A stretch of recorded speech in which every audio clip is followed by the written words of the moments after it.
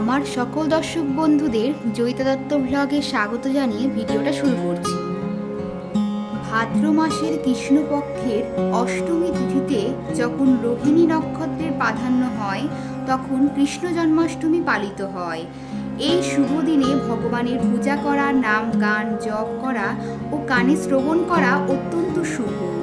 মানা হয় এই ব্রত পালন করলে শতজন্মের মহাপাপ থেকে উদ্ধার পাওয়া যায়।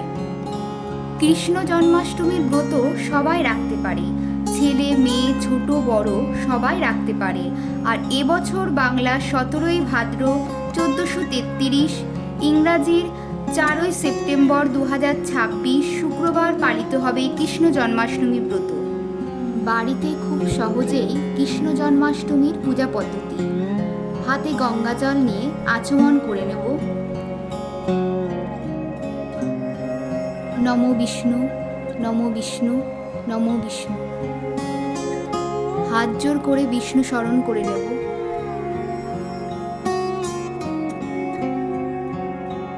গোপাল ও গোবিন্দকে স্নানাভিষেক করানোর জন্য একটি পাত্রে চন্দন দিয়ে পদ্মফুল এঁকে নিচ্ছি।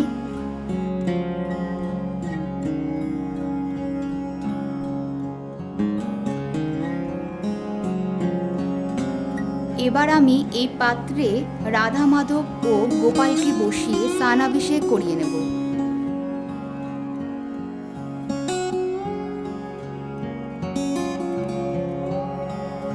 এবার আমি ফলের রস দিয়ে রাধা মাধব ও গোপালকে স্নানাভিষেক করিয়ে নেব।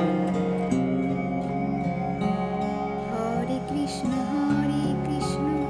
কৃষ্ণ কৃষ্ণ হরে হরে, হরে রাম রাম রাম হরে হরে, হরে কৃষ্ণ কৃষ্ণ কৃষ্ণ হরে হরে, হরে রাম রাম রাম হরে হরে, হরে কৃষ্ণ কৃষ্ণ হরে হরে। পরিষ্কার জল নিয়েছি, তাতে চন্দন, তুলসীপত্র ও ফুলের পাপড়ি মিশিয়ে গোপাল ও গোবিন্দকে স্নানাভিষেক করিয়ে নেব। হরে কৃষ্ণ কৃষ্ণ কৃষ্ণ হরে হরে, হরে রাম রাম রাম হরে হরে, হরে কৃষ্ণ কৃষ্ণ হরে হরে, হরে রাম রাম রাম হরে হরে, হরে কৃষ্ণ কৃষ্ণ। এবার আমি গোপাল ও গোবিন্দকে ফুলের পাপড়ি দিয়ে পুষ্প অভিষেক করিয়ে নেব। ওম কৃষ্ণায় বাসুদেবায় হরে পরমাত্মনে প্রণতক্লেশনাশায় গোবিন্দায় নমো নমো। এরপর আমি রাধা মাধব ও গোপালকে পরিষ্কার কাপড় দিয়ে মুছিয়ে নতুন জামা পরিয়ে আসনে বসিয়ে দেব। রাধা মাধবের আসনের সামনে আমি গোমাতাকে রেখে দিয়েছি। এবার আমি গোপাল ও গোবিন্দকে আসনে পুষ্প ছড়িয়ে বসিয়ে নেব।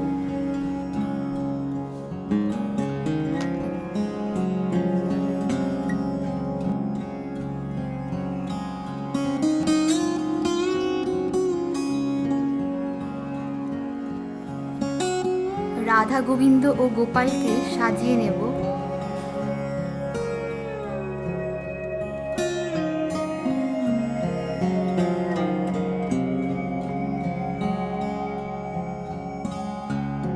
জয় শ্রীকৃষ্ণ,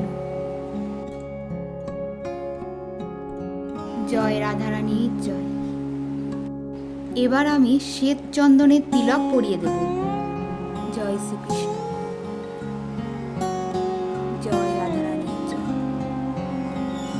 জয় গোপাল, জয় গোপাল। এবার আমি গোপাল ও গোবিন্দের চরণে পুষ্প নিবেদন করে দেব। জয় গোপাল, জয় গোপাল, জয় রাধা মাধবের জয়। শ্বেত চন্দন সহযোগে তুলসীপত্র গোপাল ও গোবিন্দের চরণে অর্পণ করব। एतानि सचन्दन तुलसीपत्राणि श्रीगोपालाय नमः। एतानि सचन्दन तुलसीपत्राणि श्रीगोपालाय नमः। एतानि सचन्दन तुलसीपत्राणि श्रीकृष्णाय नमः। जय श्रीकृष्ण।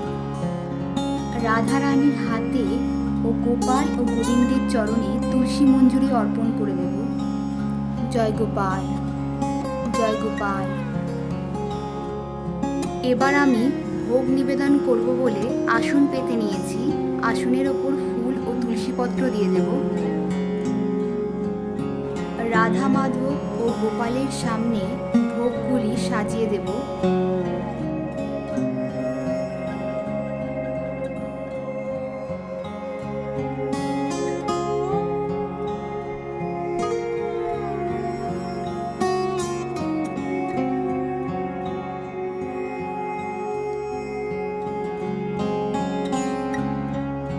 হাতে ফুল নিয়ে ভগবান শ্রীকৃষ্ণের চরণে পুষ্পাঞ্জলি দিয়ে নেব। এসো সচন্দন পুষ্পাঞ্জলি শ্রীকৃষ্ণায় নমঃ। জয় শ্রীকৃষ্ণ। রাধারানীর চরণে পুষ্পাঞ্জলি দিয়ে নেব। এসো সচন্দন পুষ্পাঞ্জলি শ্রী রাধিকায় নমঃ। এসো সচন্দন পুষ্পাঞ্জলি শ্রী গোপালায় নমঃ। জয় গোপাল।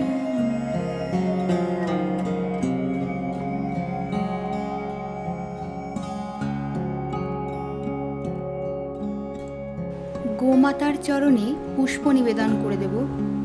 এবার আমি হাত জোর করে রাধারানী ও গোবিন্দকে প্রণাম করে নেব। হে কৃষ্ণ করুণা সিন্ধু দীনবন্ধু জগৎপথে গোপেশ গোপিকা কান্ত রাধা কান্ত নমস্তুতে। তপ্ত কাঞ্চন গৌরাঙ্গী রাধে বৃন্দাবনেশ্বরী বিশ্বভানু সুতে দেবী প্রণমামি হরিপ্রিয়ে। জয় রাধারানী জয়।